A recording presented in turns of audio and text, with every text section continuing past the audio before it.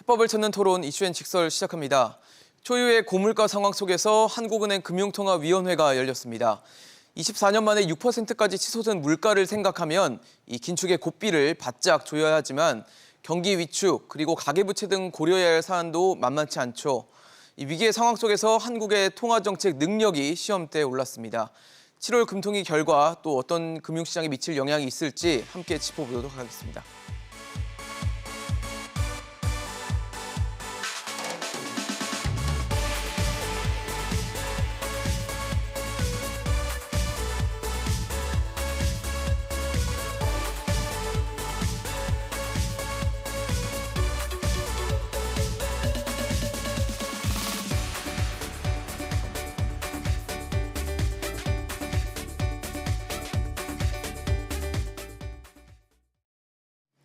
네, 오늘 함께해 주실 세 분 소개하겠습니다. 숙명여대 경제학과 신세돈 명예교수, 이화여대 경제학과 김세환 교수, 한화자산운용 송재경 마케팅본부장 나오셨습니다. 어서 오십시오. 반갑습니다.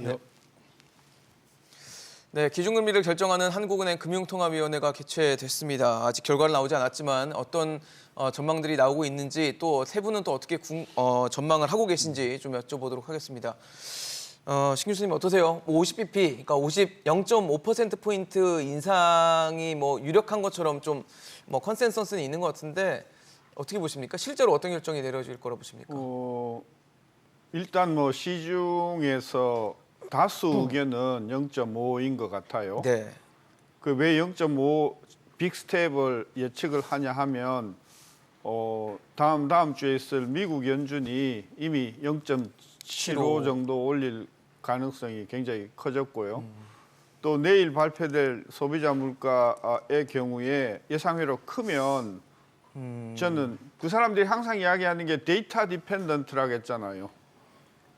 나온 자료나 자료 데이터에 보고 하겠다 의존하고, 하겠죠. 네. 만약에 자료가 보고하는. 지금 소문 도는 대로 소비자 물가 상승률이 예를 들면 9%나 10% 나온다고 하면 전격적으로 그쪽에서도 더 올릴 가능성이 있으니까 한국은행에서도 여러 가지를 감안하면 덜 올릴 수는 없다. 근데 같이 올릴 거냐? 같이 올릴 형편도 안 된다. 그러니 0.5로 지금 시장에서 베팅을 하는 것 같은데요.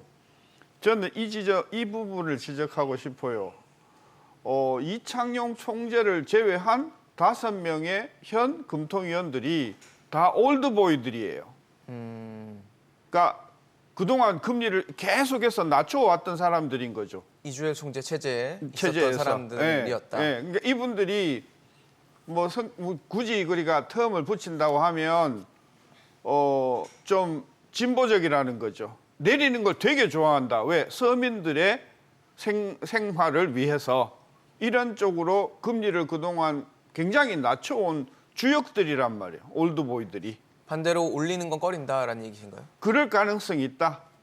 그러니까 0.5를 올렸을 경우에 발생할 수 있는 엄청난 정치적인 어떤 그런 공격을 일단 이번에는 피해보자 라고 판단을 한다고 하면 여태껏 해왔듯이 베이비 스텝으로 0.25 올릴 가능성도 저는 있다. 그리고 네. 미국이 7월 말에 올리는 거 보고 봐라. 할 수 없지 않냐.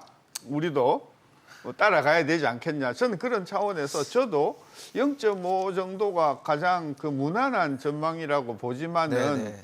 그분들의 그동안의 어떤 그런 상황을 보면 또 정치적인 어떤 압력 이런 것을 보면 0.5 올리려면 대단한 배짱이 필요하다. 그래 놓고 보면 0.25일 가능성도 있다. 저는 그래서 어디로 튈지 모르겠으나 어쨌든 0.25도 가능성이 없는 것은 아니다. 저는 그렇게 봐요. 알겠습니다. 또 어떤 게 사실 뭐 중간에 그 말씀하신 CPI 발표나 또 연준의 결정들이 중간에 껴있기 때문에 8월이냐 7월이냐 뭐 이런 걸 지금 좀 간을 볼 것이다라는 얘기를 해주셨는데 김세현 교수님은 어떠십니까? 예, 저도 뭐 신세동 교수님 의견에 전적으로 동의합니다. 동의하세요? 예, 이번에 뭐 한국은행이 0.5% 정도 올리지 않을까 이렇게 예상을 하고요. 50bp를 올릴 것이다. 예, 무엇보다도 이제 미국의 연준이 이번에도 0.75%를 올릴 것 같으니까 지금 현재 아시다시피 한국과 미국의 기준금리가 1.75%로 동일한데요. 네네.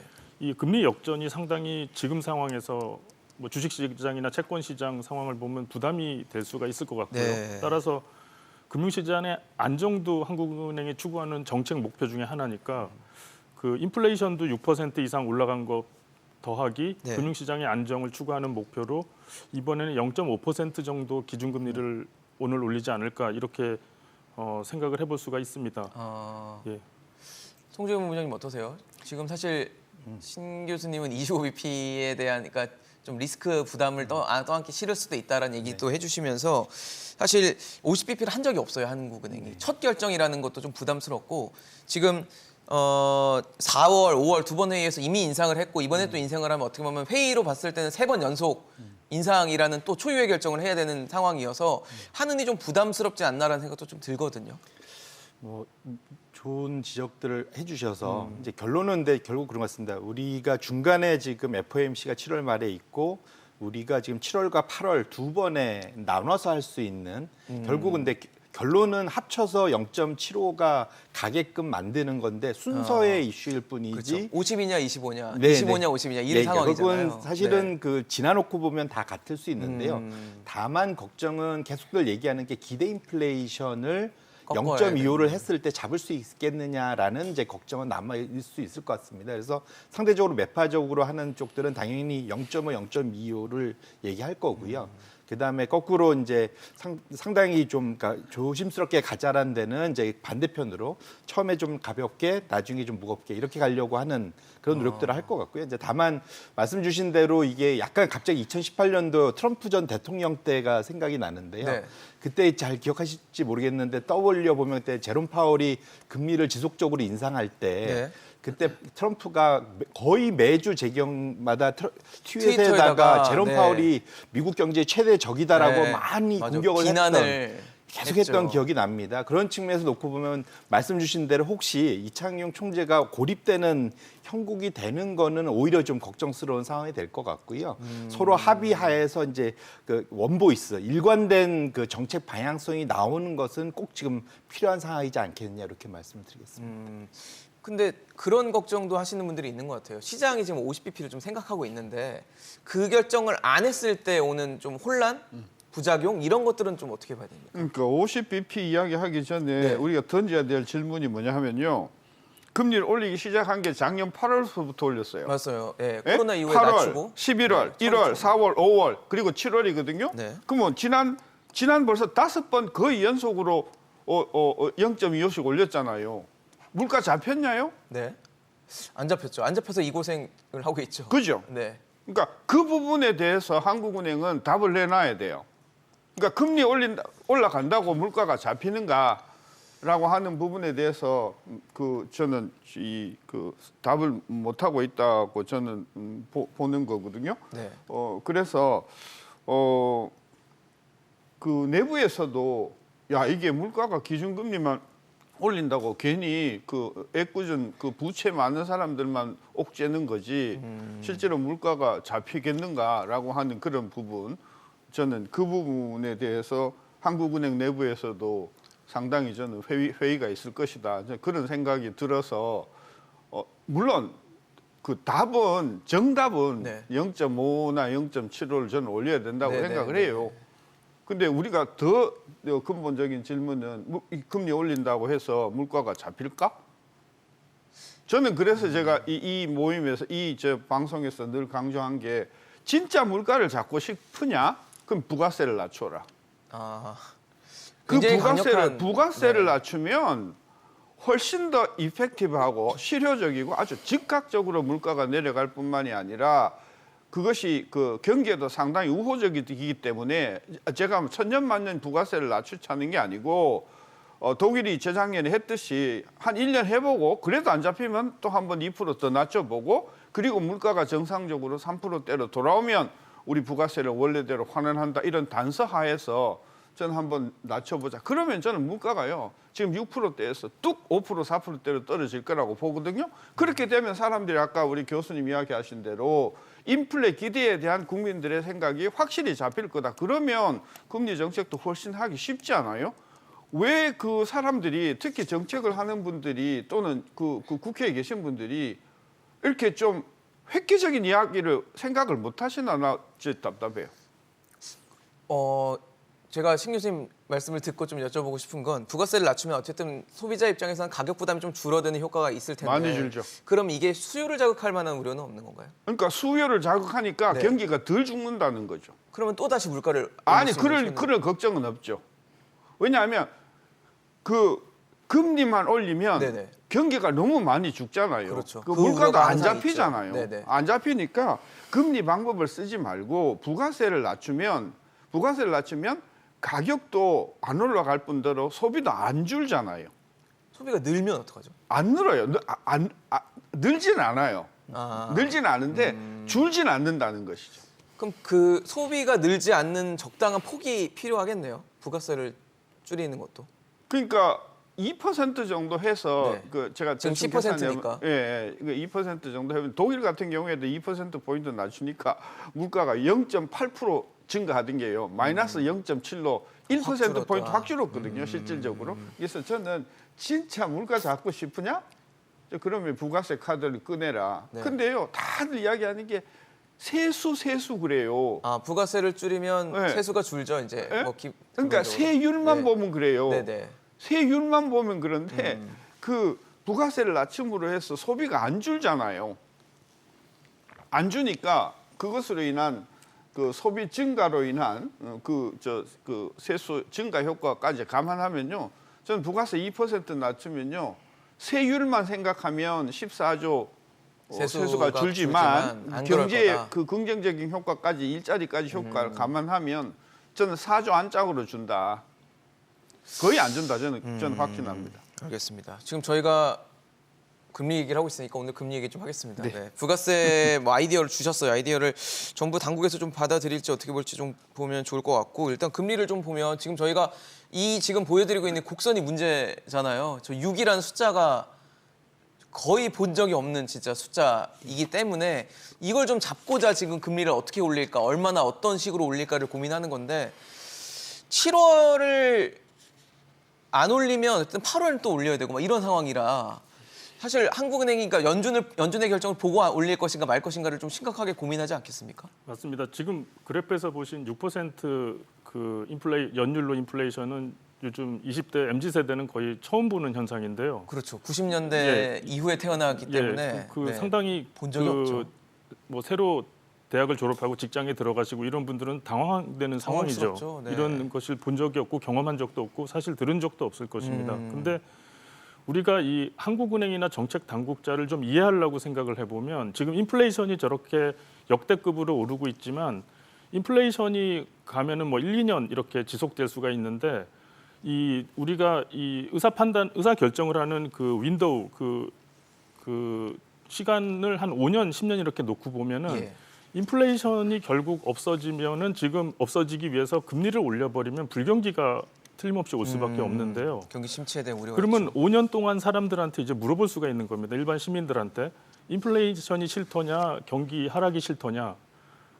그러면 이게 서베이를 해보고 물어보기도 하면 이게 인플레이션보다 경기 하락을 더 싫어합니다. 장기적으로 보면 그 이유가 인플레이션은 결국 사람들이 물가가 오르는데 임금도 같이 2, 3년마다 오르기 때문에 장기적으로 보면 같이 오릅니다. 임금과 물가 상승이 일정 부분 상쇄가 되는 부분이 맞습니다. 있다는 거네요. 하지만 이제 단기적으로는 물론 괴롭죠. 하지만 그렇죠. 경기 침체라는 거는 사람들이 직업을 잃고 소득이 감소한다는 뜻입니다. 이 굉장히 위험한 상황인데요. 더 리스크가 크다고 느끼는 맞습니다. 거군요. 그래서 지금 한국은행과 정부의 정책 당국자들은 뭘 해도 욕을 얻을 수밖에 없는 입장입니다. 지금 금리를 올려서 인플레이션을 못 잡아도 욕 듣고 그래서 금리를 너무 올려서 경기 침체가 오면은 3, 4년 후에 또 욕을 듣습니다. 따라서 이 한국은행이나 그 정책 당국자들이 이 정책 의사결정을 길게 보는 분들이 있기 때문에 지금 신세동 교수님이 말씀하신 대로 화끈하게 기준금리를 올리지 못하고 상당히 조심스럽고 이제 보수적으로 가는 이런 흐름이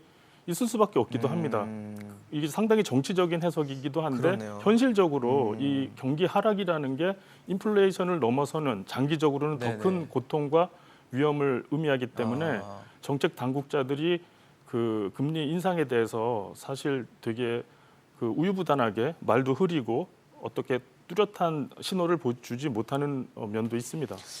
그래서 아마 신 교수님도 경기 침체를 좀 방어할 수 있는 그런 부가세 인하나 이런 게 좀 필요하다고 아마 피력을 해주신 거라고 저는 좀 생각이 들었는데 송재경 부원장님 사실 7월에 만약에 50pp를 해요. 지금 하는데 8월에 또 할 확률은 없습니까? 사실 중간에 CPI가 또 미국에서 만약에 굉장히 높게 나와서 연준이 굉장히 또 큰 폭의 뭔가 결정을 하게 될 경우에는 8월에 할 가능성은 또 연속해서 할 가능성은 어떻게 보십니까? 저는 나눠서 아까 말씀드린 네. 대로 0.75로 같이 이제 갈 가능성이 보조를 맞출 가능성이 좀 높다라고 판단을 하고 있고요. 더 크게 하는 건 어떻게 보세요?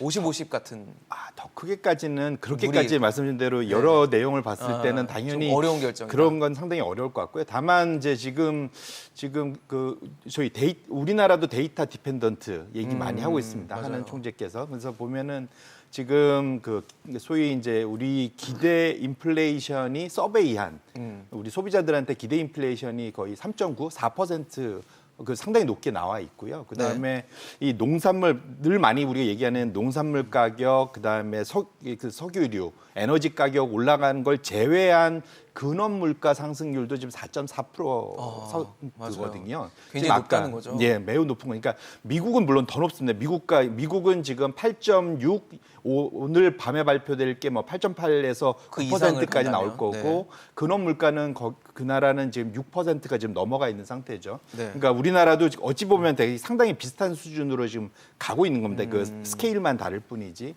그래서 지금 연준이 상당히 고용 시장이 안정돼 있다라는 가정 하에 지금 본격적인 그러한 이제 금리 인상에 나서고 있는 거다 봐야 될 것 같고요. 네네. 우리 입장에서는 대외적인 그다음에 말씀 주신 대로 가계 부채가 많은 국가이기 때문에 더 앞서서 나갈 수는 없지만 네. 상당히 그 대외 환경에 민감한 그 경제 환경이란 걸 감안해 봤을 때는 적어도 보조를 맞춰가는 수준으로 아마 의사 결정이 나올 가능성이 제일 높지 않을까 이렇게 근데 생각합니다. 이게 지적을 하고 싶은 게요. 네네. 미국은 연말까지 지금 현재 1.75잖아요. 네, 상단이. 예. 네. 연말까지 최소한 3.5까지 가겠다고 공언했어요. 맞아요. 그러니까 앞으로 1.75를 더 올리는 거예요, 미국은. 거의 그건 확률이 지금 80%예요. 그러면 얘네들의 고민은 0.75, 0.75, 이번 달 0.75, 그리고 다음 달 8월에 넣고 9월 달 0.75, 그럼 1.5잖아요. 그러고도 0.25를 더 올려야 되거든요. 그러니까 미국은 확실한 것은 연말까지 3.5까지는 정도는 올리겠다는 생각이거든요. 우리 질문은 그럼 우리도 거기에 맞춰갖고 지금 1.75에서 3. 예를 들어서 5까지 올리려면 1.75를 더 올려야 되잖아요. 그러니까 이게 이번에 0.5를 올리고 뭐 다음 달에 0. 이게 이야기가 아니고 지금 연말이요. 5개월도 안 남았어요. 그러니까요. 연말 5개월 동안 한국은행이 미국의 그 금리 보폭을 따라갈 수가 있겠는가? 저는 없다고 보는 겁니다. 그리고 왜 그렇게 보냐 하면 미국의 물가 상승률은 지금 9%대예요. 네. 우리는 지금 6%대거든요. 물론 정확하게 이야기하면 6.046이에요. 네, 맞아요. 그 반올림하면 그래도 6.1이야 6으로 올라왔어요. 그것도. 따라서 저는 한국은행이 진짜 고민해야 되는 게 야 우리 이렇게 금리 올릴 수 있냐? 즉 미국의 그 황새 발걸음을 따라갈 수 있냐? 가랑이 찢어질 수 있다. 그거 질문 반드시 답을 해야 되고요. 네. 저는 못할 거라고 보는 거예요. 그다음에 그랬을 경우에 그 물가가 잡히는가? 안 잡힐 거라고 보는 거죠. 그러면 제 결론은 이거예요. 네, 교수님 잠시만요. 저희 한국은행 지금 뭐 세분 말씀 주신 것처럼 기준금리를 0.5%포인트 인상하는 결정을 내렸습니다. 사상 최초로 빅스텝을 단행했다라고 볼 수 있고요. 지금 현재 1.75%였던 기준금리가 이로써 2.25%까지 올라가게 됐습니다. 하느니 사상 처음으로 빅스텝을 단행하면서 기준금리를 0.5%포인트 인상을 결정했습니다. 이제 앞으로 기준금리가 2.25%로 올라서게 되는 것이고 뭐 어떻게 보면 세 분의 정치적인 이슈를 뺐던 결정과 예상과는 아주 부합하는 그런 결정을 한은도 결국 결정을 내렸네요 보니까. 그러니까 이제 물가 하나는 있나요? 해결이 됐어요. 0.5를 올렸으니까. 네네. 그러면 이제 미국이 이번 7월 말에 0.5를 올리면 우리 같아지는 거고요. 그렇죠. 0.75 올리면 역전이 시작되는 거잖아요. 그러면 다음 달에는 미국은 없고 우리는 있어요. 그랬을 네. 경우에 그러면 한국은행이 어떻게 나올 거냐. 결론은 지금 한 4개월 동안 남았는데 금리 역전은 거의 불가피하다고 저는 보는 것이죠. 그럼 그렇게 금리 역전이 있었을 경우에 한국 경제에 미칠 환율, 그다음에 금융 안정 이런 것들을 또 물가 이런 것을 감안했을 때 진짜 정말 한국은행으로서도 어렵고 네. 정책 당국으로서 어려운데 저는 우리 시청자들께 꼭 제가 당부드리고 싶은 말씀은 미국이 연말까지 적어도 3.25에서 3.5까지 올린다. 뭐 거의 기정사실을 거의 한다면. 기정사실. 그리고 네. 만약에 물가가 더 나쁘게 나오면 그거보다 더 올릴 가능성도 있다. 그럼 한국은행은 그걸 따라갈 수 있냐? 여러 가지 여건으로 봤을 때 따라가기가 매우 쉽지 않다. 네. 그러니까 그랬을 경우에 한국에 발생할 수 있는 여러 가지 어떤 그런 금융 불안, 특히 환율, 이 주가 불안정 이런 것들에 대해서 저는 우리 시청자들이 단단히 저는 벨트를 양쪽으로 매고 네. 준비해 주셔야 준비하셔야 된다. 된다. 저는 그렇게 봐요. 네. 맞습니다. 50bp 결정을 했는데 뭐 물가 상황들 고려했을 것 같고 미국의 또 CPI 밤에 나오는 CPI 결정 지표나 그다음에 연준의 결정들 여러 가지 감안을 했을 것 같은데 지금 신 교수님이 말씀해주신 부분을 많이 우려하세요. 지금 환율이 장중에 1,316원까지 돌파하면서 지붕이 좀 뚫린 거 아닌가라는 생각이 들 정도인데 이렇게 말씀해주신 대로 올해 혹은 내년에 그래서 금리 역전이 어쨌든 예상이 좀 되는 상황이기 때문에 이런 상황에서의 부작용 혹은 뭐 자본 유출이나 그다음에 우리 수입 물가에 대한 영향들 이런 것들을 감안했을 때는 부작용들에 대해서도 좀 준비는 해야 되지 않을까 싶거든요. 예, 그렇습니다. 지금 환율이 뭐 지난달만 해도 달러당 1,400원, 1,300원 간다고 하면 다들 걱정을 많이 했죠. 했는데 네. 이제는 뭐 1,400원 달러당 간다는 얘기도 막 나오고 그러니까요. 있는 상황입니다. 지금 그러니까 경제 전반 상황을 보면 달러화가 강세로 갈 수밖에 없는 상황이 전개가 되고 있는데요. 미국이 금리를 저렇게 올리고 있고 그리고 인플레이션도 계속되고 네. 그리고 이전과 달리 엔화랑 유로화가 또 약세를 달러화에 대해서 보이고 있습니다. 달러화 혼자 지금 강세를 보이고 있는데요. 이런 상황에서 지금 우리나라가 수입 물가도 더 올라가서 전체 물가도 올라가고 굉장히 어려운 상황이 전개가 되고 있습니다. 근데 이거를 우리나라가 어떻게 할 수 있는 방법이 별로 없는 게 지금 외부적인 요인이 이렇게 원달러 환율을 계속 올려서 달러화 강세, 원화 약세를 주도하고 있고요. 그리고 일각에서는 우리나라가 미국과 그 달러화 스왑을 빨리 해야 된다고 통화 수합을 통화 수합을 달러화랑 원화 사이에 스왑을 하면은 좀 좋을 것이다. 물론 좋을 것 같은데 네. 지금 자동으로 항상 항시 통화 수합이 돼 있는 엔화랑 유로화가 약세를 보이는 거를 보면은 우리나라가 미국과 통화 수합을 한다고 우리나라 그 환율이 안정될 수 있을까 이런 의구심도 의문이군요. 좀 들고 있습니다.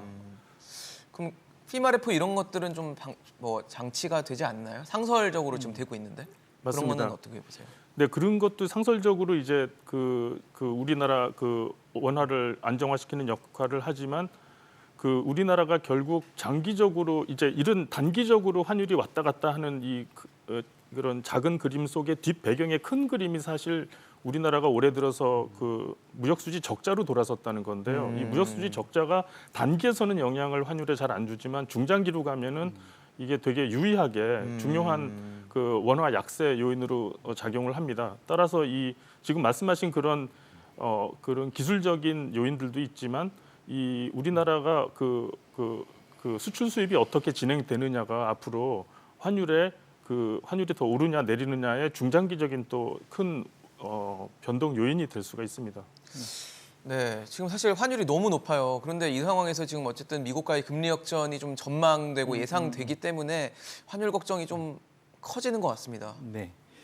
근데 여기서 조금 그러니까 우리만 보면은 네네. 우리나라 환율만 보면은 상당히 세상이 무너질 것 같고 걱정스러운데 이게 이제 시각을 좀 넓혀갖고 네. 우리 이웃 나라들을 보면 생각보다 우리나라가 잘 버틴다라고 볼 수도 있을 것 같습니다. 엔화나 다른 쪽을 봤을 때. 예, 이제 이게 무슨 말이냐면 연초 이후에 지금 한국 우리 원화가 10% 정도 올라갔습니다. 네. 그러니까 1,200원에서 이제 1,300원대로 네. 왔기 때문에 이것만 놓고 보면 상당히 걱정스러워 보이지만 실제로 말씀 주신 유로화는 13.6%, 13.7% 거의 14% 정도 더 올라갔고요. 네네. 유로화 약세가 간 거죠. 그 유로화 약세를 주도하고 있는 게 뭐 그 안에서 이제 뭐 기본적인 유럽 전반이 있고, 그러니까 달러 인덱스도 거의 13% 올라거든요. 그러니까요. 그러니까 거기 주도가 유럽이고 그 일본 엔화는 거의 20% 가까이 올라섰습니다. 엔화가 정말 약세죠. 네, 최근에. 그리고 뭐 영국의 파운드도 한 14.5% 올라갔고요. 그러니까 그 지금 말씀드린 나라들을 G7에 들어가는 나라들이지 않습니까? 그렇죠. 그 나라들에 비하면 우리나라의 사실은 원화 상승률은 상대적으로 양호한 편이다 말씀을 드릴 수 있을 것 같고요. 심지어는 가장 이런 위기 상황에 최고로 보통 안정된 통화라 보는 스위스 통화조차도 네. 연초 대비 한 8% 이상 지금 올라섰거든요. 그래서 그렇게 놓고 보면 지금 달러 대비 전 세계 국가의 그런 환율은 다 약세로 가고 있다 보셔야 네. 될 것 같고, 그나마 소위 이제 그 중국 같은 상대적으로 그러니까 외환이 덜 자유로운 중국 같은 데가 한 5%대의 제한적이었고. 상승, 그 다음에 캐나다 같은 데가 거의 이제 안 올랐습니다. 아, 그래요? 이게 왜냐하면 이제 거기는 자원 부국이지 않습니까? 네네. 이제 오일을 수출하고 이러다 보니까 상대적으로 거의 그러니까 US 달러랑 캐나다 달러는 거의 같은 수준을 유지하고 있고. 그래서 결론적으로 말씀을 드리고 싶은 거는 그렇게 놓고 보면 사실은 우리나라 입장에서만 놓고 보면 상당히 걱정스러워 보이지만 오히려 유럽 쪽의 위기가 더 큰 상황이라서 그렇게 놓고 본다면 우리만의 그러한 금융위기 전반적인 걱정 뭐 이런 것까지로 확대 해석할 필요는 아직까지는 근데 없지 않을까 이렇게 그 좀 부분에 생각합니다. 대해서는 좀 다른 생각이에요. 네. 그러니까 우리만의 문제로 보지는 않고 전 세계적으로 좀 같이 일어나고 있는 현상이다라는 그러니까 말씀이신데요. 유럽이나 네. 일본 행화는 기준금리를 거의 안 올렸어요. 지난 그렇죠. 6개월 동안. 그리고 걔네들은 스탠스가 우리는 인플레 좀 있어야 되겠다. 그래서 금리를 올리는 것은 되게 꺼려왔어요. 특히 일본이 지금 거의 그렇죠. 못 올리고 우리는 있죠. 어땠어요? 초저금리로. 우린 8월서부터 지금까지 금리를 얼마나 올렸어요?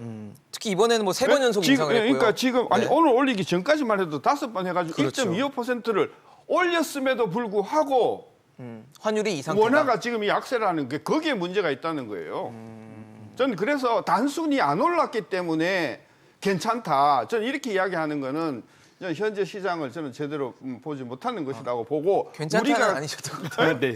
괜찮다는 아니셨는데. 나을 게 네. 없다는 거죠. 네, 네. 그리고 유럽이나 일본은 아주 의도적으로 저는 이 환율을 의도적으로 약세로 가고자 하는 의도가 깔려 있기 때문에 기준금리 인상을 굉장히 이게 좀 못하고 있고, 거기는. 머물러 왔잖아요. 우리는 그게 아니고 적극적으로 우리는 했는데도 지금 불구하고 1,300원으로 약이고 그다가 지금 수출이 안 되고 있고 우리 같이 또 원자재 가격에 많이 많이 의존하는 경제가 여러 가지로 취약하고 있다라고 하는 차원에서 환율을 안정을 해야 되는데 한 가지만 더 지적을 하면 네. 지금 외환보유고가 지금 300억이 줄었다고 지금 난리인데요. 우리 외환보유고 4,400억 중에서 즉각 우리가 긁을 수 있는 즉각 현금화할 수 있는 자산은요. 그중에 20%도 안 돼요. 비채권 전부 거죠? 채권들이에요. 네, 네. 공사채예요. 그것도 공채도 있고 사채도 있거든요. 지금 이 가격이 저는 굉장히 많이 떨어졌을 거라고 봐요. 그러니까 그거를 현금화할 수가 없는 상황이에요. 지금. 그러니까 갖고 있어도 쓸 수 없는 상황이다. 그렇죠. 왜냐하면 그걸 현금화하는 순간 100억 주고 샀는데 현금화 해보니까 70억도 안 되더라. 이런 상황이기 때문에 그런 반면에 일본이나 유럽은 얼마든지 유동성이 국제 통화에 결제 통화에 그런 기능이 있기 때문에 우리보다는 상황이 좋다는 차원에서 네. 지금 한국의 지금 금리 정책, 환율 정책이 녹록지 않다. 저는 그걸 이제 강조하고 싶은 거예요. 다시 송재경 본부장님께 좀 여쭤봐야 될 게 사실 지금 그러니까 어떻게 보면은 전 세계적으로 좀 같이 일어나는 현상이다. 달러만 지금 사실 공고하게 서 있지 나머지는 다 약세이기 때문에 그 말씀을 해주신 거고 신 교수님은 그렇게 좀 그보다 좀 걱정스럽다는 얘기를 해주신 것 같은데 네. 금융연구원에서는 미국이 연말까지 기준금리를 한 3.75까지 만약에 올리면 원달러 환율이 최고 한 뭐 16% 정도 급등할 수 있다라고 하는데 16%를 뭐 단순 계산해 보면 1,300원이 한 1,500원대로 올라서는 수준이기 때문에 이거 상단을 좀 많이 열어놔야 되는 거 아닌가 앞으로도 그런 걱정도 좀 있거든요. 결국은 이제 보통 그러한 이제 경제적인 모델링 할 때는 모든 거를 고정시켜 놓고 이제 하나만 그쵸. 변화를 변수는 시켜서 하나만 했기 돌리는. 때문에 네. 그러면 이건 상당히 서로 움직이는 게임이지 않습니까? 그렇죠. 그래서 좀 인위적이죠 사실.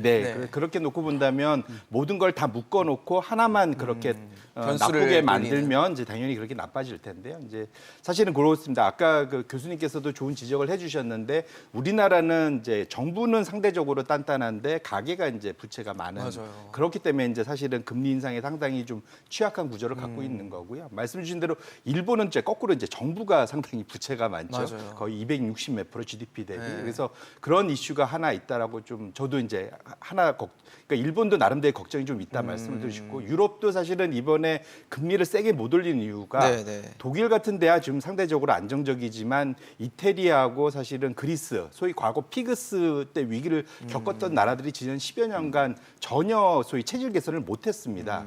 그네들의 그 소위 GDP 대비 부채의 레벨은 상당히 높은 상황을 여전히 유지하고 있거든요. 그러다 보니까 이번에 소위 ECB가 금리를 소폭 말씀 주신 대로 소폭 올리려고 하다 보니까 이탈리아, 그리스의 그 소위 독일 국채 대비 스프레드가 급등하면서 6월달에 한번 급등하면서 다시 그 이탈리아 국채를 다시 사줄 것 같이 ECB가 한번 다시 얘기를 했거든요. 그러니까 결국은 지금 유럽도 나름대로고 그 안에 있는 국가들의 사실 그 경제 체질은 상당히 좀 어려움을 그 차별이 독일같이 좋은 나라부터 시작해 갖고 그리스나 이탈리아처럼 상당히 좀 어려운 나라들로 상당히 벌어져 있는 상태이기 때문에 통일된 그러한 이제 미국처럼 상당히 통일된 원보이스를 내기가 상당히 좀 어려운 어렵다. 상황은 맞는 것 같습니다. 그래서 지금 드리고 싶은 말씀은 사실은 하반기에 결국은 금리가 계속 이렇게 올라가야 되는 소위 이제 에너지발 네. 이런 금리가 올라가야 되는 사실 이런 것들이 다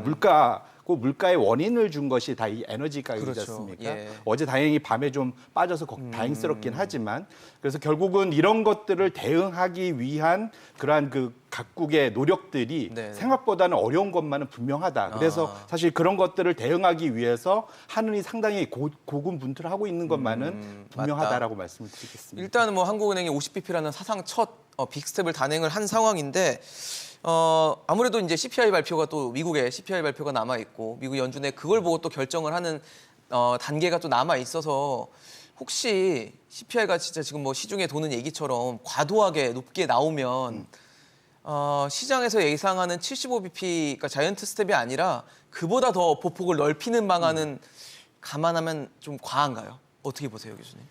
네, 뭐 그게 숫자가 나와봐야 알겠죠. 근데 숫자가 사실. 나와봐야 알지만 네. 지금 말씀하신 대로 그 미국의 지난달 6월 그 연율로 본 인플레이션 상승률의 지금 예측치가 8.8% 정도에서 왔다 갔다 네, 하는데요. 8.6인데 더 높아질 거라는 더 높아질 얘기거든요. 가능성이 충분히 있고 9%를 넘길 가능성도 있습니다.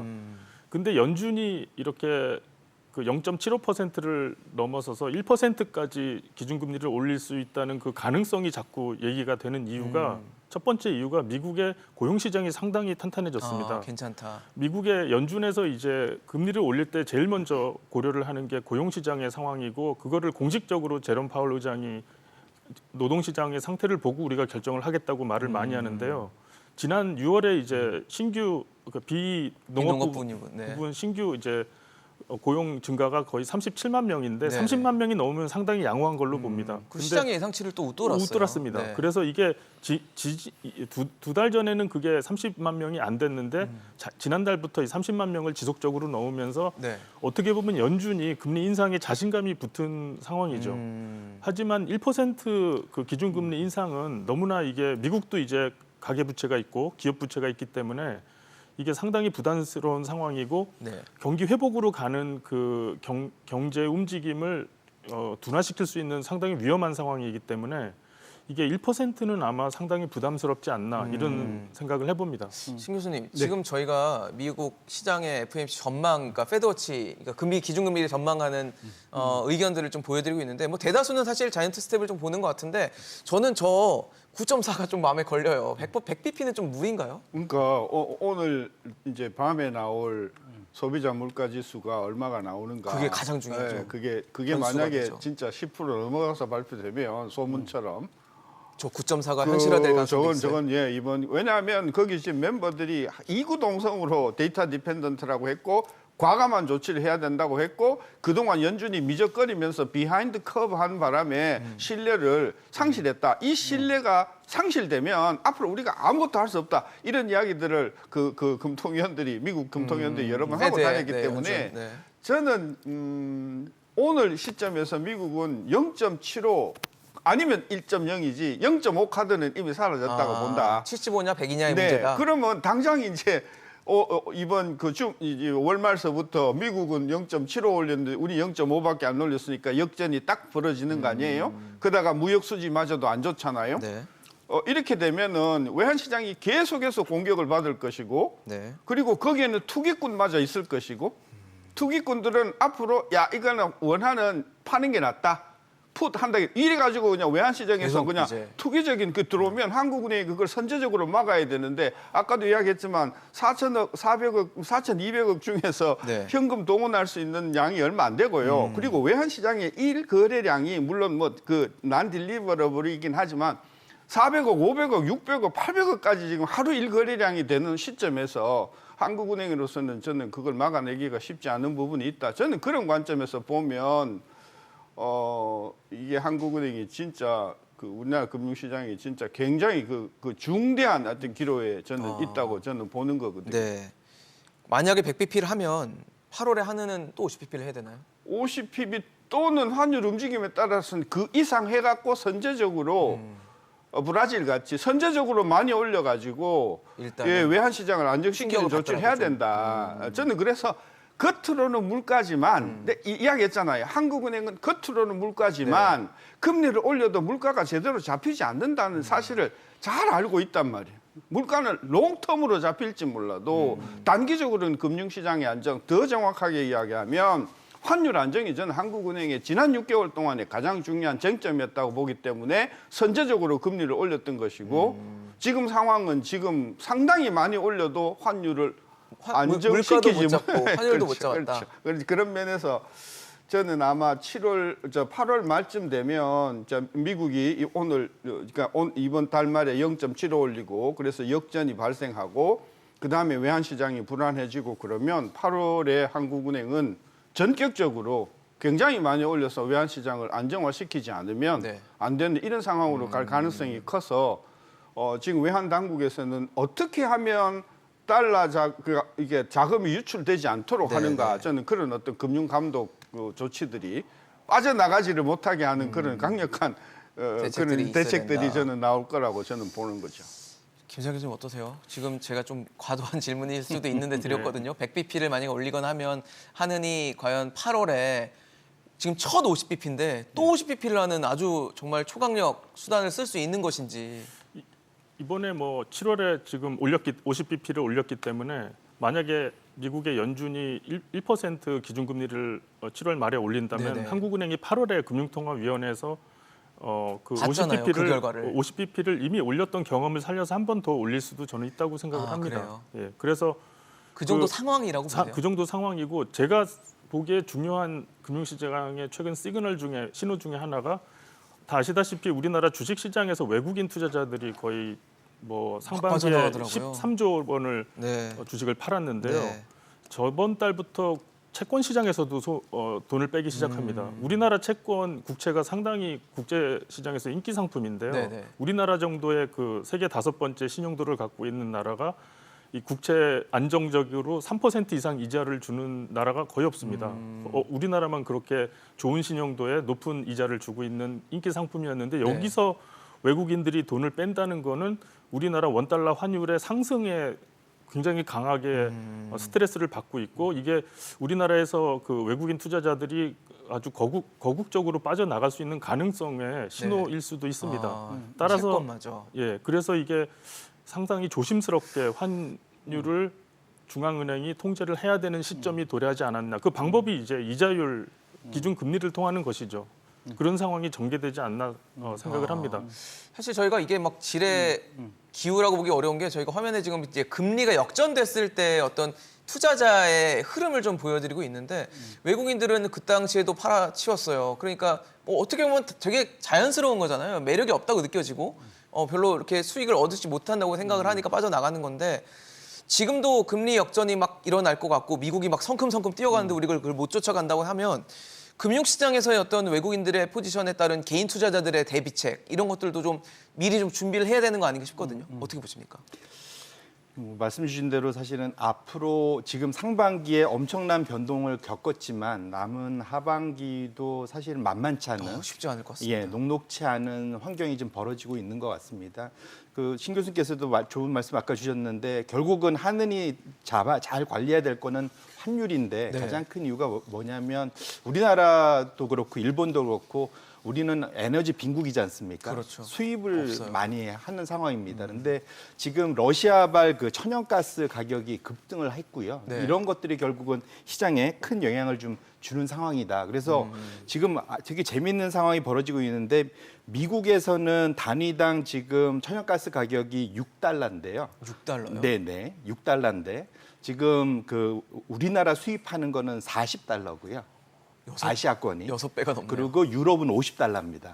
이 50달러를 열량으로 환산하면은 오일 배럴 기준으로는 브렌트 300달러하고 같은 맞먹는 수준으로 지금 엄청 천연가스 가격이 고가로. 급등을 한 거거든요. 네. 근데 우리나라 발전 전체 배기에서 지금 천연가스에 의존하고 있는 게 거의 한 20%, 18% 되고 일본이 좀 더 넣습니다. 한 22% 정도 되거든요. 결국은 이 에너지는 없으면 안 되는 거잖아요. 그러니까요. 꼭 예, 그러니까 필요하죠. 원래 먹는 거랑 에너지는 꼭 필요한 건데 환율이 사실은 여기서 약세로 심하게 가버리면 수입하는 물가가 물가가 아주 오르죠. 급등하고 이것이 또 물가에 국내 물가에. 전체 물가에 악영향을 주는 이런 악순환의 고리가 됩니다. 그래서 뭐 대표적으로 아까 지금 말씀드렸던 일본이 지금 연초율 20% 오르고 그러다 보니까 지금 그 일본의 수입 에너지 물가가 네. 거의 작년 1년 전 대비해서 거의 2배가 올랐거든요. 아, 많이 올랐네요. 예, 우리도 이제 한 80% 올랐지만 네. 2배가 올랐기 때문에 그런 측면에서 놓고 본다면 환율을 잡기 위해서 일부분 다른 것들을 좀 그러니까 좀 희생하는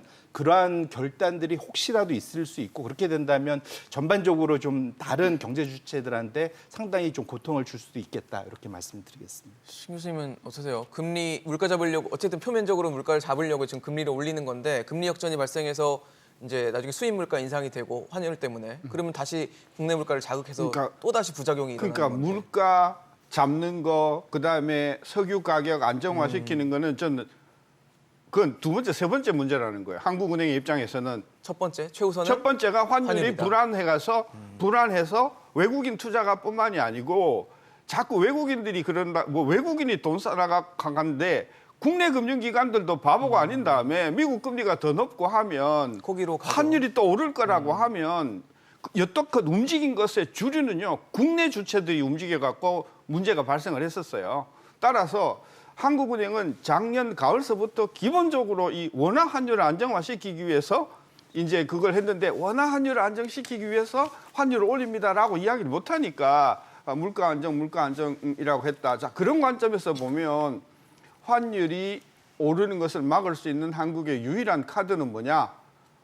입이 딱 벌어질 정도로 우리나라 금리를 올리는 수밖에 없다. 알겠습니다. 그런 면에서 우리가 좀 이걸 봐줘야 된다는 거죠. 알겠습니다. 한국은행이 사상 초유의 빅스텝을 단행했는데 앞으로도 걱정이 좀 많을 것 같습니다. 심상치 않은 상황들 좀 저희도 체크하면서 또 자리 마련하도록 하겠습니다.